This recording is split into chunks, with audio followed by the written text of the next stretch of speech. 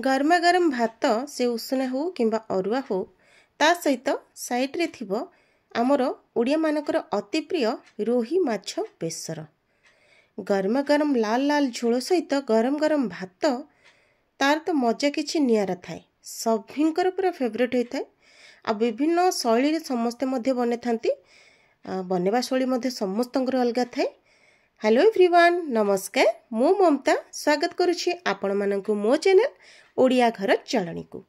प्रत्येक थर भली एथर मध्य मु आपण मानक सहित गोटे सुंदर रेसिपीटे शेयर करी।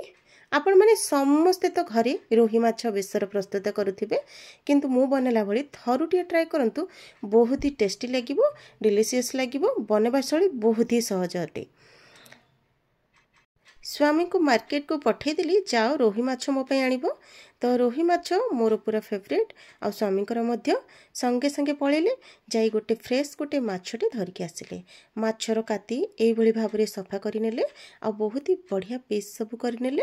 आ सेठू आनी सारला परे मु ताको भल्ल भाबरे पूरा धोई नेबी। अच्छा देखंतु, माछ को आपण माने जेते बेले भी धोइबे लूण टिके पकेकी ताको जदी घसी देबे ताहाले एक्स्ट्रा जदी किछि काती थिबो किंबा माछ बेले बेले लालुआ लागि थाए आ माछटा भल्ल भाबरे मध्य सफा हो जाई थाए।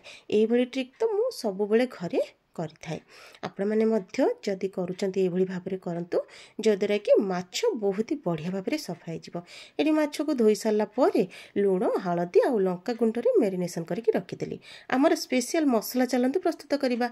एडी देखंतु मु नेइची जीरा हाफ चमच, गोटे चमच कला सोरिष आ गोटे चमच धला सोरिष आ रसुण किछि सुखिला लंका को बढ़िया से ग्राइंड करदबा। एठी माछ को देखंतु मु सोरिष तेल रे ही भाजीबी, काहे कि ना जेतेक सब आमिष रेसिपी आमे बनौचे ताको जदी सोरिष तेल रे बनेबा ता बहुत ही टेस्टी होई थाए। कलर मध्ये बहुत ही भल आसी थाए। एठी बेसर पई मु एठी देखंतु आलू को चोपा छडे नै लंबा लंबा साइज रो काट नेछि। सोरिष तेल रे पुनः ताको कोन करिबी ना आलू को पूरा लाल हबा पर्यंत बहुत ही सुंदर भाबरे भाजी नेबी। आ जेते बेले आपण माने भाजीबे सेही समय रे टिके लूण आ हल्का हळदी देकी भाजी देबे। एठी देखंतु माछटा पूरा पूरा कड़मड़िया पूरा भाजी हो गला परे मु चलतु आपण मानकु एपटे आलू भाजी देली एवं मोर माछ भजा मध्य रेडी हो गला। चलतु गोटे प्लेट को काढ़ी देबा। एमिति रे ही जदी कड़मड़े करिकी भाजी की आपण माने पखाळ भात रे लूण लंका रसुण टिके चकड़ी देले बहुत ही बढ़िया लागि थाए।